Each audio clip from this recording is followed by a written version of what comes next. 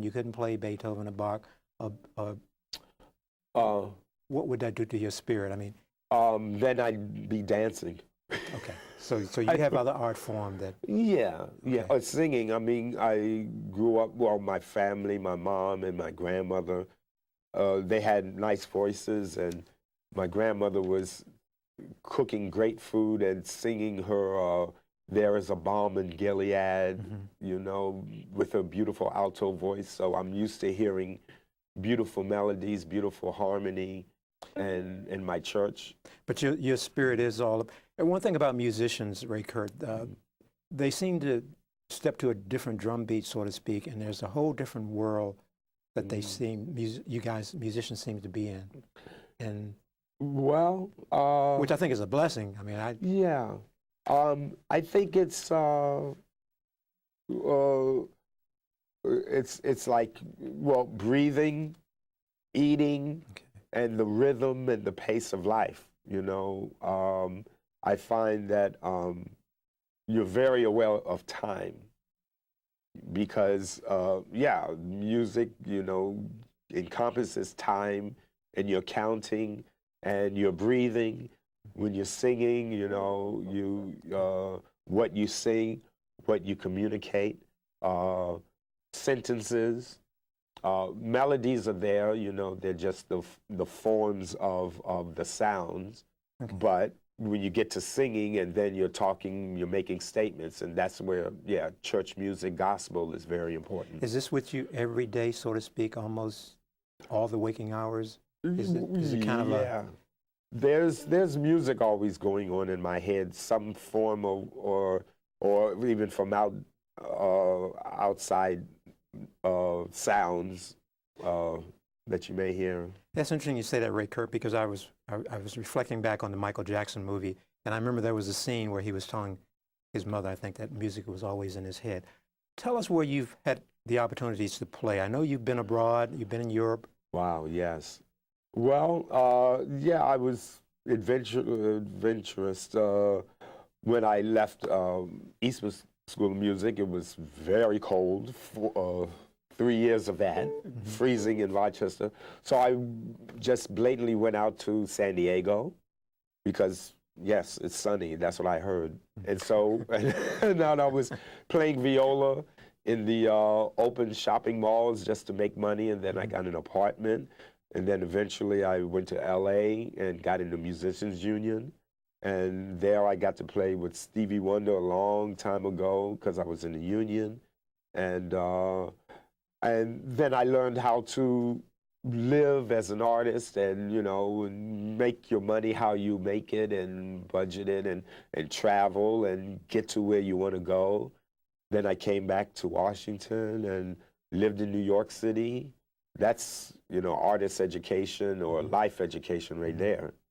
And I played with, I had a string quartet, young brothers from England and from New York, and we were the Bridge Tower String Quartet. And we played for Leontine Price and Grace Bumbry, and That's a long list of accomplishments there. Tell us right quick, because time is moving on. Tell us about the experience you had in Germany, because from what I understand, you were in Germany when President Obama was there. Yes, yeah. Well, I lived in Leipzig, which is the city of Bach, and played in chamber orchestras there and did some jazz there and had a jazz show. Then I was in Berlin, and which participating in the Black International Film Festival, which is a Black film festival in Berlin. Oh, really? Okay. And so I was there working, and Obama came there, and all our friends, and we all went out to the park where he was, and Siegersäule, and hung out there and greeted the people coming there, and it was so peaceful. It was like people were coming there just out of curiosity, all types of people from around the world, wherever they from, speaking whatever tongues, and that it was like that same feeling like the Million Man March, which was like Yes, I was there. this Oh, it was amazing. And yeah, and we took pictures from the trees, Obama and. Were you inspired musically from that event? And did you come up with any projects? Because while we were there, I was working with a colleague. Her name is Sonia. She has children's theater, kinder theater in Berlin, and I was training her kids and other kids in music, and we created the song "Victims" of victim of the Babylon system or whatever, just a joke in a sense. But, you know, we were taking the phrase, yes, you can, and we shall overcome. And that feeling of civil rights or human rights was very much there, even in Germany and in Europe. So Ray Kirk, real quick, from the musical creativity perspective and politics, was it a challenge to marry the two together, or because of that environment? No, I mean, it's if you're going to express yourself, if you have something to express yourself, and you know how to do it musically, and what it takes, you know, the psychology of music and what it does to people. That's what I really enjoy. I like people. I like the human race, and so it's very interesting when you're playing music and the reaction you get from people, all kinds of reaction, because everyone's different. You can get the positive, you can get the negative, and even the negative is a positive. Because okay. Now, you mentioned the psychology of music. Do all musicians, when they're performing and creating, are they that deep into the music that they're into the psychology of music?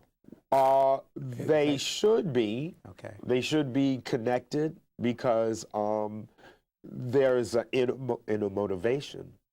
For me, well, I grew up in the Baptist church, and so, you know, gospel music is all about feeling and expressing the gospel. And if you don't feel it, what's the song? When you're playing, do you close your eyes? I do sometimes. Actually, I almost fainted one time playing this beautiful passage in the string quartet of Brahms, and all of us, we were four of us, and it was just so beautiful. I'm looking at the music, but I know the music, but my eyesight went, and and I just kept playing the movements and going by the sound. And then my eyesight came back maybe in 20 seconds or whatever, but it was like. So how did you define that experience? What occurred? Out of body, and the music brought that on you? The music? Yeah. Oh yeah. It's powerful, and what it does to people. I mean, I was playing at Friendship Heights Metro Station, and I think it was in Washington D.C. in Washington D.C. and Meditation Thais, beautiful melody and the sound. And the long escalator ride, and this man came up, and by the time he came up the top of the escalator, he's like crying, like, I mean, really. And he was trying to tell me, oh, my grandfather used to play that song, and I haven't heard that song in so long. And he's like, and I'm like trying to like contain it was like, okay. So does that make your day though when you? Oh, what can you do? Yeah, you get all kinds of reaction. I mean, you're giving life to people. Okay. When we spoke this morning, you mentioned, we were talking about how they took the music programs out of the D.C. schools, some of the D.C. schools, and you used a term about how a lot of the children are starving for music. Comment on that a little bit more for me. Yeah, that's the hunger, because it's having a connection, either physical, spiritual connection, it's all with that. And there's hunger, what you get from your family, the love, and from other people. So, and music is all about expressing some form of love or some beauty. And that's what we have in this world to enjoy. Ray Kirk, I mean, time is like sprinting away. I know. But let me ask you real quick,